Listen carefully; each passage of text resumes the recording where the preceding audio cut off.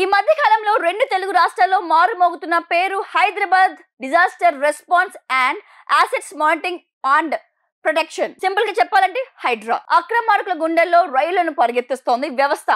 చెరువులు, కుంటలను కబ్జా చేసి కట్టిన భారీ బిల్డింగ్లు, అపార్ట్మెంట్లను సైతం నేలమట్టం చేస్తోంది. హైదరాబాద్, సికింద్రాబాద్ లో అక్రమాలకు గురైన చెరువులకు పరిరక్షించడం, వాటిలో వెలిసిన అక్రమ కట్టడాలను కూల్చివేయడానికి ప్రత్యేకంగా హైడ్రా వ్యవస్థను తెర మీదకు తీసుకొచ్చింది తెలంగాణ ప్రభుత్వం.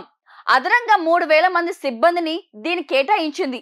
మిరాలం, బాంబ్రుక్, ఉద్దౌలా వంటి చెరువులు, వాటి ఎఫ్టీఎల్ పరిధి, బఫర్ జోన్ అధిగమించి నిర్మించిన పలు భవనాలు, అపార్ట్మెంట్లను ఇప్పటికీ కూల్చివేశారు అధికారులు. ప్రముఖ నటుడు అక్కినేని నాగార్జునకు చెందిన ఎన్ కన్వెన్షన్ సెంటర్ పాక్షికగా కూల్చివేతతో హైడ్రా పేరు ఒక్కసారిగా వెలుగులోకి వచ్చింది. మాదాపూర్ తుమ్మడికుంట చెరువు ఎఫ్టీఎల్ బఫర్ జోన్ లో ఎన్ కన్వెన్షన్ సెంటర్ నిర్మించినట్లు నిర్ధారణ కావడంతో Hydraa, GHMC, town planning, irrigation, revenue శాఖలు అధికారులు అక్రమాలను తొలగించారు. దీనిపై నాగార్జున కోర్టును ఆశ్రయించడంతో ఊట లభించింది. కూల్చివేతకు స్టే లభించింది.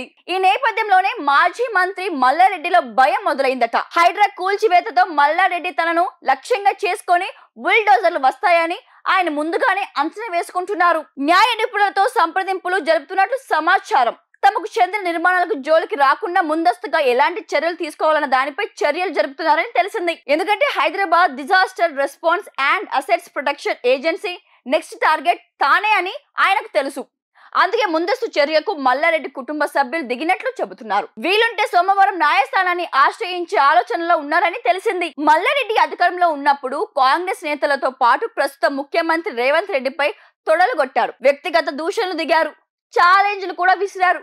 దమ్ముంటే తేల్చుకుందామంటూ మంత్రిగా ఉన్న సమయంలో విసిరిన సవాళ్లు ఇప్పుడు మల్లారెడ్డి మెడకు చుట్టుకునేలా ఉన్నాయి.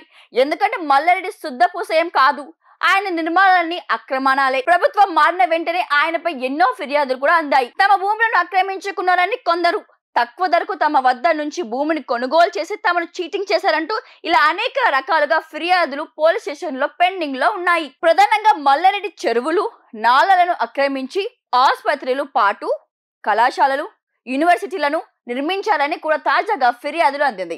మల్లారెడ్డి కళాశాలను నిర్మించి స్థలాలపై ఎన్నో రకాల వివాదాలు ఉన్నాయి. అయితే ఇన్నాళ్ళుగా ఆయన అధికారంలో ఉండడంతో దాని నుంచి సులువుగా బయటపడగలిగారు.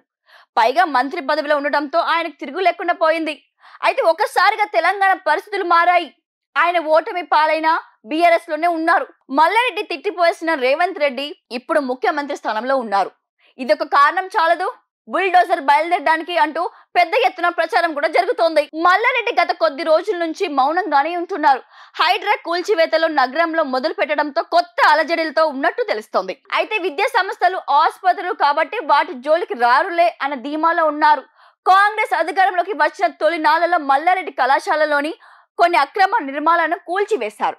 ఇప్పుడు పక్కా ఆధారాలతో హైడ్రాకు ఫిర్యాదులు కూడా అందడంతో మల్లారెడ్డి కుటుంబ సభ్యులు కూడా ఆందోళన చెందుతున్నారు. హైడ్రా ప్రధానంగా చెరువులు, నాలాలు ఆక్రమించిన వాటిని కూల్చివేస్తుండడంతో తమ వంతు వస్తుందని గట్టిగా భావిస్తున్నారు. అందుకే ముందస్తు చర్యలకు దిగినట్టు తెలిసింది.